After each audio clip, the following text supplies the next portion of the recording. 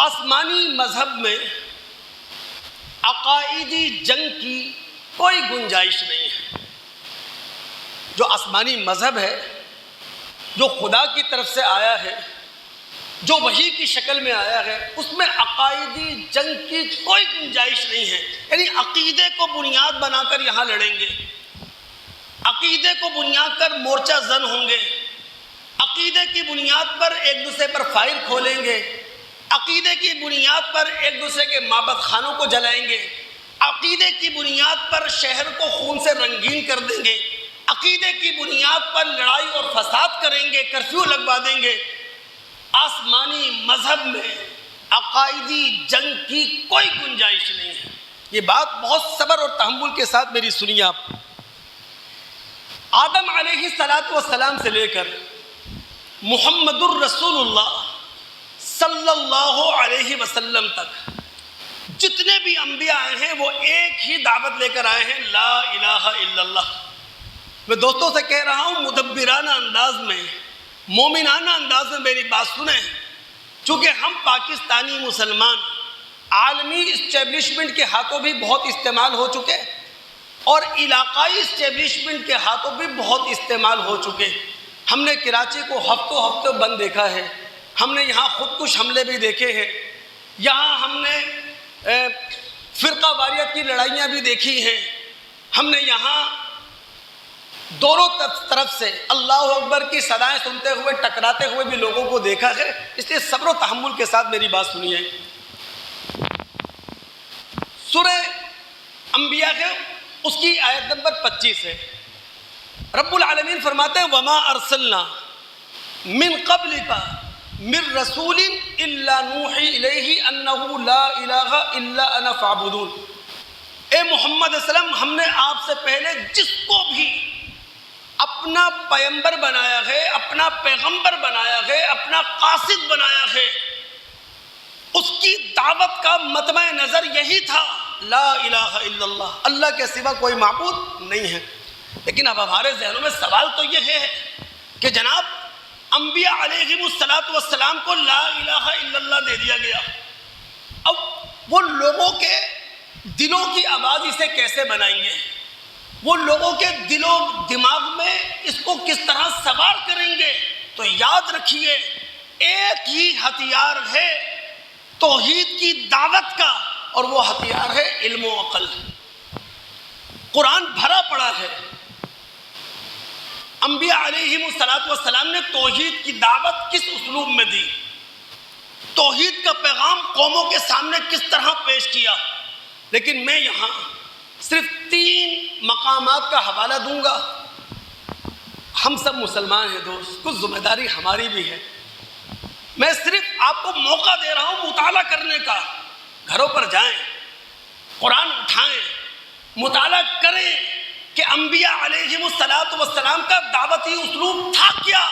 دیکھیں میں نے ایک دعویٰ کیا ہے، آسمانی مذہب میں عقائدی جنگ کی کوئی گنجائش نہیں ہے۔ یہ بہت بڑا دعویٰ ہے جو میں نے کیا، مطالعہ کرنا آپ کی ذمہ داری ہے۔ سورہ اعراف آیات 199 تا 102، سورہ نحل آیت نمبر 125، سورہ حامیم السجدہ آیات 33 تا 36۔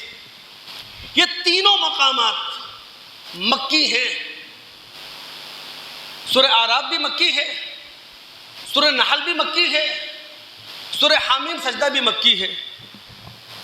گھر جا کے مطالعہ کریں گے، بہت ساری چیزیں واشگاف ہوں گی آپ کے سامنے، بہت ساری چیزیں نکھر کر آپ کے سامنے آئیں گی۔ میں تو یہاں صرف 4 اصولوں کی طرف توجہ دلاؤں گا۔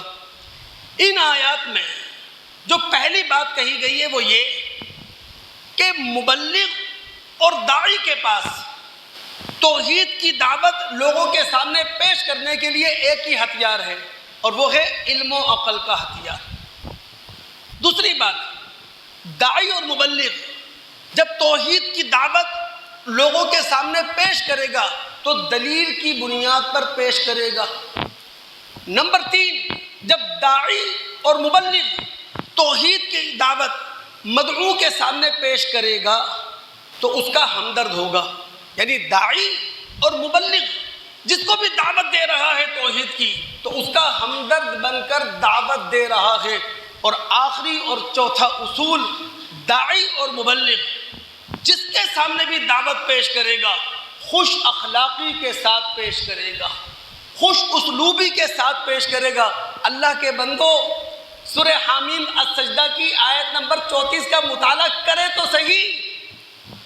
یاد رکھیں سورہ حامیم السجدہ مکہ کے دور آخر میں نازل ہوئی۔ مکہ کے دور آخر میں نازل ہونے کا مطلب کیا ہے؟